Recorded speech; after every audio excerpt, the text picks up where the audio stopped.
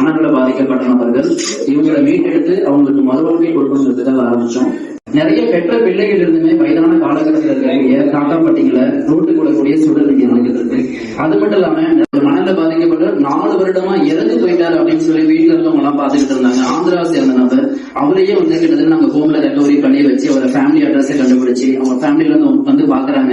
ஒரு இறந்து போயிட்டாருன்னு சொல்லி 4 வருடங்களா மாலை போட்டு கும்பிட்டு இருந்த நபர் அவங்களோட பையனை பார்த்தப்ப அவ்வளவு சந்தோஷம். அந்த பையனுக்கு வந்து தான் யாருனே தெரியாம எங்க இருந்தனே தெரியாம பெருந்துறை அப்படியே பெருந்துறை பக்கத்துல இருந்து மீட் எடுத்தோம். அப்படி கோயம்புத்தூர் வந்து அப்படியே வாக்குல வந்தவர் குடும்பத்தோட சேர்ந்த பாதி எஸ்பி எல்லாருமே ரொம்ப எமோஷனலா கண்டு கடங்கிட்டாங்க.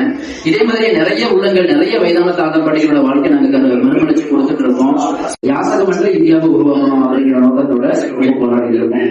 டீம் மெம்பர்ஸ் ரோட்ல இருக்கக்கூடிய நிறைய நபர்கள் நாங்க சந்திச்சு பேசி அவங்களுக்கு ஆலோசனைகள் கொடுத்து அவங்களை முடித்திருத்தம் செய்து புத்தாடைகள் கொடுத்து அவங்களை மீட்டெடுத்து அவங்களுக்காக ஒரு காப்பகத்தையும் உருவாக்கி அந்த காப்பகத்துல இப்ப எங்களோட இதுல 3 இடத்துல 100 பேர் இருக்காங்க.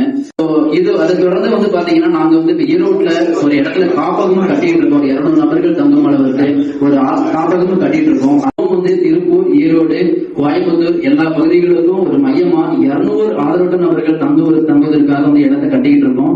இந்தியாவிலே வந்து யாசகர்களோட மறுவாழ்க்கையாக தேசிய விருதும் தமிழக அரசோட மாநில இளைஞர் விருதும் வாங்கினது நம்ம அமைப்பு மட்டும்தான். நீங்களும் வந்து அந்த கட்டடம் கட்ட உதவி செஞ்சீங்கன்னா அந்த பழக்கத்தோட வாழ்க்கையில மிகப்பெரிய மாற்றத்தை கொடுக்கும். இந்த ஒரு வாய்ப்பை ஏற்படுத்திய அனைத்து நல்லவர்களுக்கும் மனமார்ந்த நன்றியை தெரிவிக்கிறேன்.